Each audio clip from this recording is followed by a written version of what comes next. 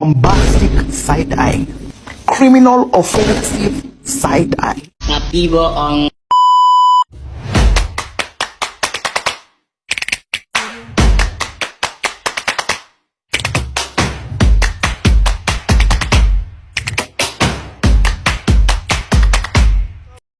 Assalamualaikum warahmatullahi wabarakatuh. Perkenalkan, nama saya Tisha Pratili Puto dengan NIM 941423061, jurusan Ilmu Ekonomi, Program Studi Ekonomi Pembangunan, Fakultas Ekonomi dan Bisnis. Saya membuat video ini untuk memenuhi tugas mata kuliah Ekonomi Perbankan dengan dosen pengampu Bapak Bobi Rantopayu, SSI ME. Baik, di sini saya akan menjelaskan mengenai tentang instrumen pasar modal. Instrumen pasar modal yaitu ada 3, yang pertama saham, kedua obligasi, dan ketiga reksadana. Nah, pertama ada saham, di mana saham adalah bukti kepemilikan seseorang atau entitas terhadap suatu perusahaan. Dengan memiliki saham, pemegang saham berhak atas bagian dari keuntungan perusahaan atau dividen, serta memiliki hak suara dalam rapat pemegang saham. Saham diperdagangkan di bursa efek dan menjadi instrumen investasi yang umum digunakan untuk memperoleh keuntungan melalui cipta capital gain atau kenaikan harga saham maupun dividen. Kemudian ada jenis-jenis saham. Jenis saham berdasarkan pemegang. Yang pertama, saham atas nama. Saham atas nama adalah saham yang mencantumkan nama pemilik dalam sertifikat dan tercatat di buku perusahaan. Pemindahan kepemilikannya harus melalui prosedur resmi seperti perubahan catatan pemegang saham. Dan kedua ada saham atas unjuk atau bearer shares, di mana saham atas unjuk tidak mencantumkan nama pemilik sehingga siapapun yang memegangnya dianggap sebagai pemilik. Pemindahannya cukup dengan menyerahkan saham secara fisik. Kemudian selanjutnya ada jenis saham berdasarkan sifat. Jenis saham yang pertama, saham biasa atau common stock, memiliki hak suara dan dividen, tetapi menerima sisa aset terakhir saat likuidasi.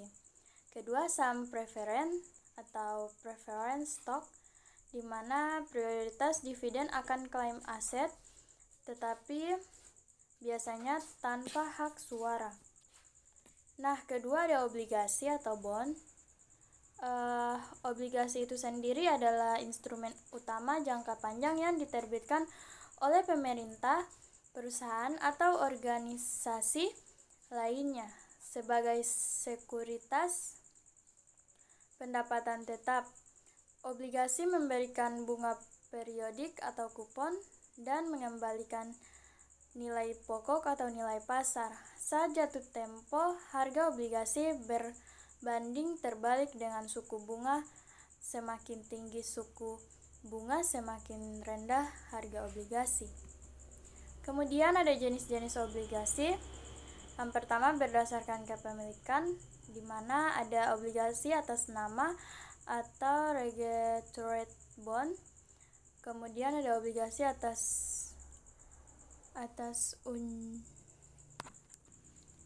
Kemudian ada obligasi atas unjuk atau bearer bond. Kedua, berdasarkan aset yang dijaminkan atau kolateral. Berdasarkan aset yang dijaminkan ada beberapa. Yang pertama, ada obligasi senior dijamin sepenuhnya karena didukung oleh tuntutan atau hak legal atas kekayaan tertentu. Kedua, obligasi junior hanya dijamin dengan janji is fair atau untuk membayar bunga dan prinsipal berdasarkan waktu. Kemudian berdasarkan penerbit. Yang pertama obligasi korporasi atau corporate bond. Kedua ada obligasi negara atau government atau bond. Ketiga ada obligasi daerah atau municipal bond. Selanjutnya berdasarkan sistem pembayaran kupon yang digunakan. Yang pertama ada zero coupon bond, tidak ada pembayaran bunga secara periodik melainkan bunga tambah pokok dibayar di akhir periode. Kedua, coupon bond, di mana pembayaran bunga dilakukan secara periodik atau fixed coupon bonds, nilai kupon ditetapkan di awal penawaran.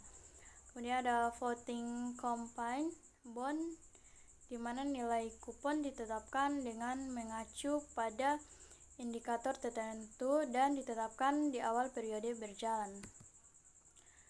Nah, kemudian selanjutnya ada reksadana atau mutual funds. Reksadana atau mutual funds mengacu kepada Undang-Undang Pasar Modal Nomor 8 tahun 1995 pasal 1 ayat 27 didefinisikan bahwa reksadana adalah wadah yang dipergunakan untuk menghimpun dana dari masyarakat pemodal untuk selanjutnya diinvestasikan dalam portofolio efek oleh manajer investasi. Kemudian ada bentuk reksadana. Berdasarkan pihak yang membentuk atau mengelola reksadana, perusahaan berbentuk suatu perusahaan yang mengelola efek. Kemudian ada reksadana kontrak investasi kolektif atau collective investment contract fund, dibentuk dasar kontrak antara manajer investasi dengan bank kustodian. Kemudian berdasarkan kewajiban berkaitan dengan pembalikan kembali, di mana ada reksadana tertutup atau closed end funds, kemudian reksadana terbuka open end funds. Nah, selanjutnya ada jenis-jenis reksadana, di mana reksadana pasar uang menginvestasikan dana ke instrumen pasar uang seperti deposito, sertifikat Indonesia, dan surat utang dengan jatuh tempo kurang dari 1 tahun. Kedua, ada reksadana pendapatan tetap, di mana sebagian besar dana diinvestasikan dalam surat utang atau obligasi. Ketiga, ada reksadana saham, di mana investasi sebagian besar ditetapkan di saham, risikonya paling tinggi tapi juga menawarkan potensi keuntungannya yang besar. Dan terakhir ada reksadana campuran, di mana mengalokasikan dana ke berbagai instrumen seperti saham, obligasi, dan pasar uang. Nah, kemudian ada keuntungan investasi reksadana. Yang pertama ada diversifikasi, kedua dikelola oleh profesional, ketiga likuiditas, dan terakhir modal awal terjangkau. Selanjutnya ada risiko investasi reksadana. Yang pertama ada risiko pasar, kedua risiko likuiditas, ketiga risiko default. Nah, kesimpulannya, obligasi, saham, dan reksadana adalah 3 instrumen investasi yang memiliki karakteristik berbeda. Obligasi memberikan pendapatan tetap dengan risiko lebih rendah, saham menawarkan potensi keuntungan besar tetapi dengan risiko tinggi, dan reksadana menjadi pilihan praktis bagi investor yang ingin diversifikasi dengan pengelolaan profesional. Pemilihan instrumen investasi harus disesuaikan dengan tujuan keuangan dan toleransi risiko masing-masing investor. Baik, itulah dari saya. Wassalamualaikum warahmatullahi wabarakatuh.